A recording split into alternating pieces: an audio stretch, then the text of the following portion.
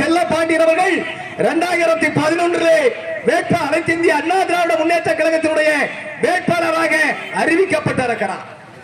அம்மா அவர்கள் அண்ணா நகர் பொதுக்கூட்டத்தில் பேசுகிறார். செல்லப்பாண்டியன் அவர்கள் வேட்பாளராக நிறுத்தியிருக்கிறேன், நீங்கள் இரட்டைகளை சின்னத்திலே பலாயிரக்கணக்கான வாக்கு வித்தியாசத்திலே வெற்றி பெற செய்வீர்களா என்று அம்மா யாரை பார்த்து கேட்டார்? உங்களை பார்த்துதான் கேட்டார். செல்லப்பாண்டியன் அவர்கள் அதிக வாக்கு வித்தியாசத்திலே வெற்றி பெற செய்ய வேண்டும் என்று இன்றைக்கு 25,000 வாக்கு வித்தியாசத்திலே செல்லப்பாண்டியன் 2011 வெற்றி பெற்று தமிழக அமைச்சரவை பட்டியலே தொழிலாளர் நலத்துறை அமைச்சராக அம்மா அவர்கள் பணியமர்த்தினார். ஏன் இதை சொல்கிறேன் என்று சொன்னால், அந்த பொதுக்கூட்டத்திலே மிஸ்டர் செல்லப்பாண்டியன் தூத்துக்குடிக்கு என்ன வேண்டும் என்று கேட்டார். யார் கேட்டா? என் தாய் புரட்சி தலைவி அம்மா அவர்கள் கேட்டார்கள், என்ன வேண்டும் தூத்துக்குடிக்கு? அப்போது சொன்னார், தூத்துக்குடி மக்கள் தண்ணீருக்கு தவம் கிடக்கிறார்கள், தூத்துக்குடி மக்கள் தண்ணீருக்கு தவம் கிடக்கிறார்கள். 10 நாட்களுக்கு ஒரு முறை தான் தண்ணீர் வருகிறது, 2 வாரத்திற்கு ஒரு முறை தான் தண்ணீர் வருகிறதம்மா. இந்த தண்ணீருக்கு நிரந்தரமாக தீர்வு காணுங்கள். வேற ஒன்று தூத்துக்குடிக்கு மக்களுக்கு நலத்திட்டங்களை அள்ளி தந்திருக்கின்ற தாய். ஏனென்று சொன்னால், நிறைய திட்டங்களை நாம் தேர்தல் வாக்குறுதியாக அம்மா அவர்கள் அளித்தார். மின்சாரம், விலையில்லா மிக்சி, கிரைண்டர், மின்விசிறி, இப்படி பல்வேறு திட்டங்களை அளித்த அந்த அம்மா அவர்கள் சொன்னார்கள், 2011 சட்டப்பேரவையிலே அண்ணன் அமைச்சராக பணியாற்றிய போது நமது தூத்துக்குடி மாநகராட்சிக்கு 4வது பைப்லைன் திட்டம், அருமையான திட்டம். அந்த 4வது பைப்லைன் திட்டம் 282 கோடி தூத்துக்குடி மாநகராட்சிக்கு சட்டமன்றத்தின் மூலமாக மாநகராட்சிக்கு பாஸ் செய்யப்பட்டு இன்றைக்கு தினசரி 2 மணி நேரம் உங்கள் வீடுகளிலே ப்ளூ கலர் தண்ணீர் வந்து கொண்டிருக்கிறது. அந்த 4வது பைப்லைன் திட்டம் தண்ணீர் தந்தது அம்மா, திட்டம் ஒதுக்கியது அம்மா. அந்த திட்டத்திற்கு அடிப்படை வித்திட்டவர் சீனாதாரா செல்லப்பாண்டியன் என்பதை மறந்து விடாதீர்கள். அருமை பெரியவர்களே, அருமை தாய்மார்களே, எப்படிப்பட்ட திட்டம், அருமையான திட்டங்களை தந்தார். மக்களிடமிருந்து பெறப்பட்ட வரிகள், எம்ஜிஆர் சொல்வாரே நாடோடி மன்னன் என்ற திரைப்படத்திலே, மக்களிடமிருந்து பெறப்பட்ட வரிகள் அனைத்தும் மக்களுக்காக செலவு செய்கின்ற அரசு மக்கள் அரசு. செந்தமிழ் நாடினும் போதினிலே இந்த தேன்பது பாயுது காதிலே என்று பாடினாரே பாட்டுக்குரு புலவன், அந்த பாரதி கண்ட புதுமை பெண் என் புரட்சி தலைவி அம்மா இன்றைக்கு எங்கே இருக்கிறது நாட்டிலே? இதை ஏன் என்று சொல்கிறேன் என்று சொன்னால், இந்த இயக்கம் திராவிட பாரம்பரியத்திலே வந்து கொண்டிருக்கிறது. மாதமோ சித்திரை, நேரமோ 10:30, மக்கள் கண்களிலோ நித்திரை, அமர்ந்திருப்பதோ கடற்கரை, பேச வந்ததோ என்று அண்ணாதுரை என்று சொன்னாரே தென்னாட்டு காந்தி. அந்த அண்ணாவினுடைய வழியே கட்சியின் பெயரை அனைத்து இந்திய அண்ணா திராவிட முன்னேற்ற கழகம் என்று எல்லோரும் அண்ணா அவர்கள் தம்பிமார் என்று அழைப்பார்கள். எம்ஜிஆரை மட்டும் அன்பு இதயக்கரி என்று அழைப்பார். மரத்திலே ஒரு பழம் தொங்கிக் கொண்டிருந்தது, தொங்கிக் கொண்டிருந்த பழம் எப்போது மடியில் விழுமோ என்று ஏங்கிக் கொண்டிருந்தேன். நல்ல வேளையாக அந்த பழத்தை எடுத்து என் இதயத்தில் வைத்தேன். அதுதான் இதயக்கனி புரட்சி தலைவர் எம்ஜிஆர். தம்பி, உன் பணம் வேண்டாம், உன் பொருள் வேண்டாம், உன் முகத்தை காட்டி 30 லட்சம் வாக்கு வித்தியாசத்தில் இந்த திமுக அரியணை ஏறும் என்று சொன்னவர் பேரறிஞர் அண்ணா. அதை நிறைவேற்றி காட்டியவர் எம்ஜிஆர்.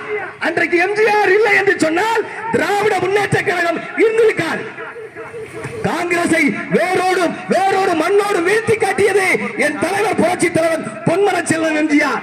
அன்றிலிருந்து இன்று வரை திராவிட இயக்கங்கள் தமிழகத்திலே ஆண்டு கொண்டிருக்கிறது. அதிலும் அண்ணா திராவிட முன்னேற்ற கழகம். எம்ஜிஆர் சொன்னாரே, மக்களிடமிருந்து பெறப்பட்ட வரிகள் மக்களுக்காக செலவு செய்கிற அரசு மக்கள் அரசு. அந்த அரசைத்தான் அம்மா அவர்கள் உங்களிடமிருந்து பெறப்பட்ட வரிகளை மிக்சியாக கொடுத்தார், கிரைண்டராக கொடுத்தார், மின்விசிறியாக கொடுத்தார். அதோடு மட்டுமல்ல, இன்றைக்கு பெண்கள் அதிகம் பேர் இருந்து கொண்டிருக்கிறீர்கள். அம்மா அருமையான திட்டத்தை தந்தார். பெண்கள் பட்டய படிப்பு BA படித்திருந்தால், MA படித்திருந்தால், BSc படித்திருந்தால், +2 படித்திருந்தால் உங்கள் வீட்டு பெண்களுக்கு திருமணம் செய்வதற்கு பெற்றோர்கள் நகை போடுவார்கள். பட்டய படிப்பு BA படித்திருந்தால், MA படித்திருந்தால், BSc படித்திருந்தால், +2 படித்திருந்தால் உங்கள் வீட்டு பெண்களுக்கு திருமணம் செய்வதற்கு பெற்றோர்கள் நகை போடுவார்கள். தாய்மாமன் சீர் செய்வார். ஆனால் இந்த தாய் புரட்சி தலைவி அம்மா 1 பவுன் தங்கம் 50,000 ரூபாய் நிதி உதவி கொடுத்தது அம்மா. அந்த திட்டத்தை செயல்படுத்தியது எடப்பாடியார். இந்த திட்டத்தை இப்போது நிறுத்தியது திமுக. நல்ல ஞாபகம் வச்சுக்கிடுங்க. ஒண்ணுமே செய்ய மாட்டான். ஆனா அந்த திட்டத்தை கொடுத்தது என் தாய் புரட்சி தலைவி அம்மா. மறுக்க முடியுமா? மறைக்க முடியுமா? இன்னைக்கு அந்த திட்டம் எங்கே கேளுங்கள். வாக்கு கேட்டு வரும்போது அம்மா அந்த திட்டம் எங்கே என்று கேளுங்கள். லேப்டாப் உலகையே உள்ளங்கையில் அடக்கக்கூடிய மடிக்கணினி என் தாய் தந்தா. இந்தியாவில் இருக்கிற 32 முதலமைச்சர்களிலே அந்த திட்டத்தை 10 ஆண்டு காலம் செயல்படுத்தியது அதிமுக அம்மா எடப்பாடியார். ஆனா இன்னைக்கு திட்டத்தை அந்த லேப்டாப் திட்டத்தை நிப்பாட்டிட்டாங்க. மாணவர்களுக்கு லேப்டாப் கிடையாது, மடிக்கணினி கிடையாது, சைக்கிள் கிடையாது. சைக்கிள் கொடுத்தாங்க, தொலை தூரத்துல இருந்து போறாங்க அப்படின்னா. ஏன்னா சின்னதாரா செல்லப்பன்னு சொல்லுவாங்க. நான் கால்டோல் ஸ்கூல்ல படிச்சுக்கிட்டு இருக்கும்போது எங்க அப்பா எனக்கு சைக்கிள் வாங்கி தந்து மஞ்சப்பையில நான் இந்த கால்டோல் பள்ளிக்கூடத்துல படிச்சுக்கிடுவேன்னு எனக்கு அந்த சைக்கிள் ஞாபகம் இருப்பதெல்லாம் எங்கள் அண்ணாச்சி சீனாதாரா செல்லப்பாண்டியன் அவர்கள் என் மனக்கண் முன்னால் நிற்பா. இதுதான் இருக்கிறதா இல்லையா?